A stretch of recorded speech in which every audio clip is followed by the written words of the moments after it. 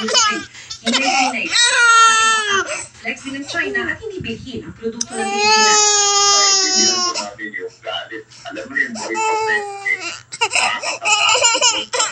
Kasi kung kita, pag-boycott din, hindi bumili sa atin yung mga raw materials natin, mga fruit natin,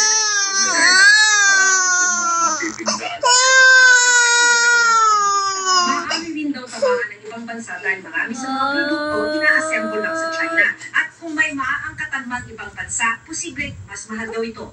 Import-dependent pa naman ang bansa dahil mahina ang agricultural at manufacturing sector. Kaya mas matigang na respa ay makasili ang mga yan. Mas maging competitive tayo para hindi natin kinakailangang dumepende sa China. I think mas malakas na